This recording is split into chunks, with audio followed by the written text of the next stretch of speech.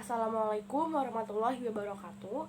Halo semuanya, sebelumnya perkenalkan saya Nadia Isyairawan dari kelas 10 MIPA 2. Di video ini saya akan membuat video tentang remedial bab pengukuran, di mana bab ini itu ada subbabnya, yaitu besaran dan satuan, pengukuran, dan ketidakpastian pengukuran yang akan saya bahas di video kali ini.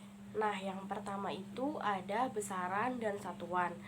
Satuan itu sesuatu yang digunakan sebagai pembanding dalam pengukuran serta menunjukkan jenis dari besaran yang diukur. Satuan itu dibedakan jadi dua, yaitu satuan baku dan satuan tidak baku. Satuan baku dikelompokkan menjadi satuan internasional atau biasa kita sebut SI atau MKS, meter, kilogram, dan sekon. Dan satuan CGS cm, gram, dan sekon. Sedangkan satuan tidak baku bersifat lokal atau dipahami oleh masyarakat di suatu daerah tertentu. Maksudnya itu, satuan tidak baku yaitu menggunakan alat ukur tidak baku yang apabila digunakan oleh setiap orang akan memberikan hasil pengukuran yang berbeda-beda. Nah, lalu ada satuan internasional atau SI yang merupakan satuan yang digunakan secara internasional dan telah memiliki standar baku. Berdasarkan cara menentukan satuannya, besaran juga dibedakan jadi dua, yaitu besaran pokok dan besaran turunan. Besaran pokok itu besaran yang digunakan sebagai dasar untuk menetapkan besaran yang lain. Contoh dari besaran pokok adalah panjang, massa, waktu, suhu, kuat arus, intensitas cahaya, dan jumlah zat. Lalu ada besaran turunan, yaitu besaran yang dapat diturunkan dari besaran pokok. Contohnya yaitu gaya, usaha, kecepatan, percepatan, daya, luas, tekanan, volume, dan sebagainya. Berdasarkan besar dan arahnya, besaran juga dibedakan jadi dua, yaitu besaran skalar dan besaran vektor. Besaran skalar itu besaran yang hanya memiliki nilai saja, sedangkan besaran vektor adalah besaran yang memiliki nilai dan arah. Lalu ada dimensi. Dimensi suatu besaran itu cara besaran tersebut tersusun atas besaran-besaran pokoknya. Pada sistem satuan internasional atau SI terdapat 7 besaran pokok yang berdimensi, sedangkan 2 besaran pokok tambahan tidak berdimensi. Di samping adalah gambar dari tabel yang menyajikan lambang dimensi dari 7 besaran pokok. Pada dimensi, saya menyajikan satu soal seperti gambar di samping, yaitu usaha adalah gaya dikalikan dengan jarak tempuhnya, maka dimensi dari usaha adalah, jadi saya akan menjelaskan bagaimana cara mencari jawabannya. Usaha itu lambangnya W, kalau gaya itu F, dan kalau jarak tempuh itu S. Jadi W sama dengan F dikali dengan S. Nah, kalau rumus gaya kita masukkan ke usaha, jadinya itu W sama dengan M dikali A dikali dengan S, yaitu jarak tempuhnya. Dari rumus ini, kita bisa tentukan satuan dari usaha. Jadi satuannya adalah M itu satuannya kilogram, A satuannya itu ms kuadrat, dan S itu satuannya meter. Di sini ada M, jadi M dikali M itu M kuadrat, maka kilogram M kuadrat per sekon kuadrat. Jadi satuan ini kita bisa tentukan dimensinya. Dimensi usaha kilogram adalah M kuadrat adalah jarak, jadi L kuadrat, S kuadrat adalah T kuadrat. Dimensi ini bisa kita ubah jadi ml kuadrat per T kuadrat. Nah, T-nya ini naik ke atas, jadinya dia itu minus 2. Jadinya ml kuadrat T min 2 kuadrat. Jadi jawaban yang tepat itu A. Lalu masuk ke yang kedua, yaitu pengukuran. Pengukuran merupakan kegiatan untuk mengetahui kuantitas fisik atau besaran dari suatu benda yang hasilnya dinyatakan dalam suatu nilai dan satuan. Pengukuran dibedakan jadi dua, yaitu pengukuran langsung dan pengukuran tidak langsung. Pada pengukuran langsung, dibandingkan nilai besaran yang diukur dengan besaran standar yang diterima sebagai satuan, sedangkan pengukuran tidak langsung mengukur satu besaran dengan cara mengukur besaran lain. Nah, lalu ada jenis-jenis alat ukur. Nah, khusus di video kali ini saya akan membahas 4 jenis alat ukur, yaitu jangka sorong, mikrometer sekrup, mistar, dan raja Ohaus. Saya akan menjelaskan pengertian dari keempatnya, manfaatnya, cara penggunaannya, cara menghitung, dan membaca dari keempat alat ukur tersebut. Oke, yang pertama ada jangka sorong. Jangka sorong itu biasanya digunakan untuk mengukur diameter benda, diameter luar, dan diameter dalam. Contohnya kayak cincin, terus ada kelereng. Nah, selain itu juga bisa digunakan untuk mengukur kedalaman lubang tabung. Jangka sorong itu terdiri dari rahang tetap berskala utama dan rahang geser berskala 10 bagian dengan panjang 9 mm yang disebut skala nonius. Skala terkecil pada jangka sorong atau bisa kita sebut sebagai NST, yaitu 0,1 untuk milimeter, sehingga ketelitiannya adalah 0,1 mm dan 0,01 untuk cm. Nah, di samping ini saya menyajikan satu soal cara menghitung panjang pensil menggunakan alat ukur jangka sorong. Saya akan menjelaskan bagaimana cara menghitung menggunakan alat ukur jangka sorong. Oke, terlihat pada gambar. Nah, bagian atas itu kita sebut sebagai SU atau skala utama, dan pada bagian bawah kita sebut sebagai SN atau skala nonius. Oke, pertama-tama kita cari dulu SU atau skala utamanya. Nah, cara mencari skala utama itu kita cari angka sebelum 0. Nah, terlihat pada gambar ada angka 1. Nah, kita cari angka 1 sebelum 0. Jadi 1 itu kan terdapat 3 garis sebelum 0. Jadi kita bisa sebut seperti 1,1, 1,2, dan 1,3. Jadi kita sudah dapat nih SU-nya yaitu 1,3 cm. Lalu kita cari SN. Nah, cara mencari SN itu kita cari garis yang bersinggungan atau dia itu bersisian garisnya. Atas bawah sama jadinya. Nah, di gambar kita lihat ya, setelah garis 5 itu ada garis yang bersisian kan. Nah, itu kita sebut 6. Jadi kita dapat skala nonius ini sudah ya 6. Lalu 1,3 cm tadi ditambah sama 6. Nah, 6 ini dikali dulu sama NST-nya, jangka sorong, dengan satuan cm yaitu 0,01. 6 dikali 0,01 sama dengan 0,06. Lalu setelahnya tinggal SU ditambah dengan SN, sehingga 1,3 cm ditambah 0,06 cm dan menghasilkan 1,336 cm. Dan jawaban yang tepat adalah yang C. Sebelumnya kita harus samakan dulu antara satuan keduanya. Lalu yang kedua ada mikrometer sekrup. Mikrometer sekrup itu biasanya digunakan untuk mengukur ketebalan benda yang tipis.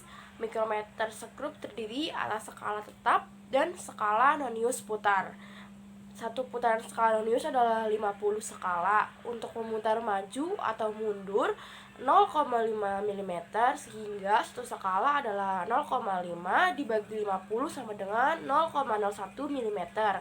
Nah, jadi NST-nya mikrometer sekrup adalah 0,01 mm.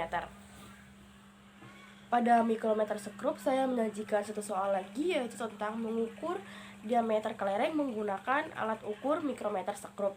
Saya akan menunjukkan bagaimana cara menghitungnya.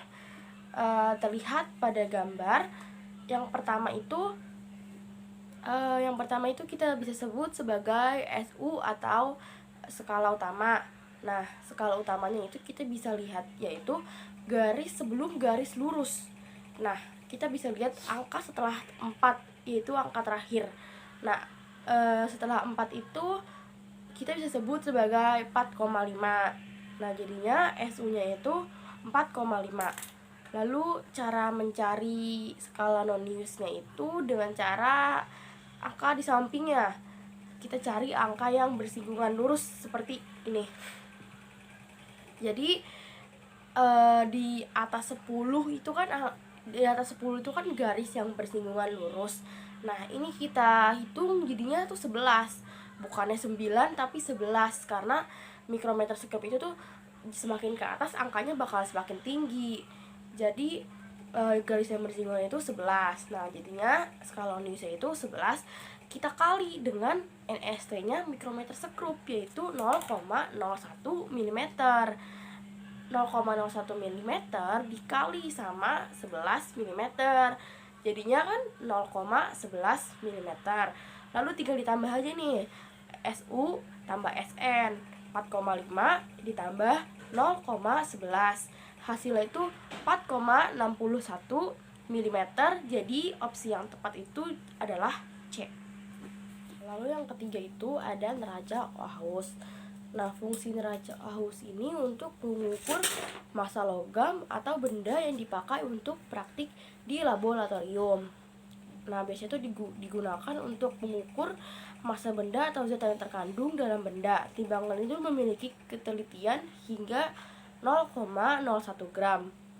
Biasanya neraca dimanfaatkan untuk mengukur benda ringan seperti emas. Pada neraca Oahus saya menyajikan satu soal seperti gambar di samping. Pada soal yaitu sebuah benda dengan neraca Oahus 3 lengan yang mempunyai ketelitian 0,1 gram. Hasil pengukuran massa benda tersebut adalah, nah, cara mengukur neraca Oahus ini mudah sekali, yaitu hanya tinggal ditambah.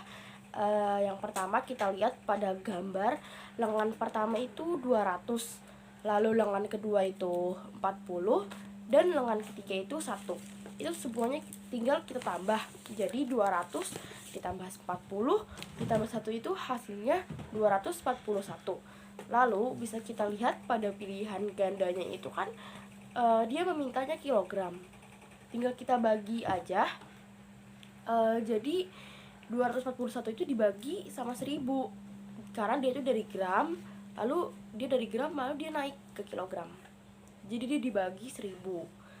Hasilnya itu 0,241 kg, atau kita bisa pilih opsi yang A. Lalu yang keempat ada mistar. Nah, aku bakal kasih tahu kegunaan dari alat ukur mistar ini apa. Jadi alat ukur mistar ini fungsi itu untuk mengukur kedalaman, panjang, tinggi, dan lebar dari suatu benda, dan tingkat ketelitian atau biasa kita sebut NST dari alat ukur mistar ini tuh 1 mm atau bisa juga 0,5 mm. Nah, ukuran panjangnya juga bervariasi nih, mulai dari 30 cm sampai 50 cm. Oke, pada mister aku menyajikan satu soal seperti yang ada di samping ini. Terlihat pada gambar itu kan skala mistar, bagian pangkalnya adalah 4 cm. Kita lihat dari ujung pensil itu kan 4 cm. Lalu sedangkan skala bagian ujungnya tuh menunjukkan angka 7,5. Nah, 7,5 itu kita lihat dari ujung pensilnya. Dari 7 itu kita hitung garisnya sehingga jadi 7,5. Lalu hasil pengukurannya tinggal kita kurang aja, jadi 7,5 cm dikurang 4 cm, hasilnya 3,5 cm, dan jawaban yang tepat adalah yang B. Nah, setelah pengukuran ada yang namanya operasi angka penting. Jadi di operasi angka penting ini kita ada beberapa aturan, dan bakalan aku sebutin apa aja aturannya. Jadi yang pertama itu, angka yang lebih besar daripada 5 dibulatkan ke atas. Contohnya 65,78 dibulatkan jadi 65,8.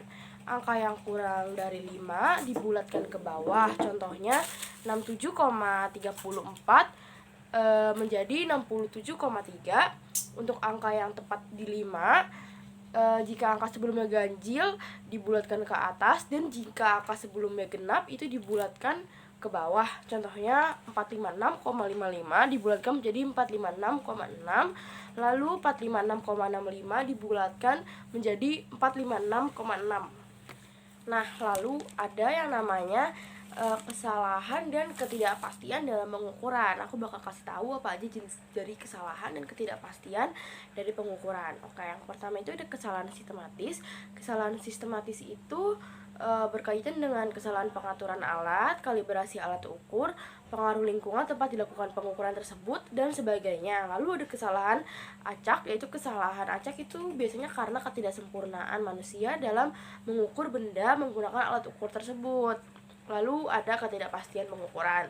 Nah, kalau ketidakpastian pengukuran ini biasanya caranya tuh tinggal setengah dikali dengan skala terkecil atau NST dari alat ukur tersebut. Misalnya kita mau mengukur diameter cincin menggunakan jangka sorong. Nah, itu tinggal kita kali aja 1/2 dikali dengan 0,01 untuk satuan cm dan 0,1 untuk satuan mm. Lalu setelahnya tinggal hasil pengukurannya. Contoh misalnya hasil pengukuran itu 13,0. Lalu nanti dia tinggal ditambah dengan setengah dikali skala terkecil. Saya akan menunjukkan gambar. Biasanya tuh bentuknya akan seperti ini. Oke, karena materi pada bab pengukuran ini sudah habis dan sudah selesai saya jelaskan, cukup sampai di sini. Semoga penjelasan dari saya bisa bermanfaat dan bisa membuat kalian paham kalau misalnya kalian belum mengerti materi pengukuran atau cara mengukur menggunakan jangka sorong, mistar, neraca Auhaus, dan mikrometer sekrup. Sekian dan terima kasih. Wassalamualaikum warahmatullahi wabarakatuh.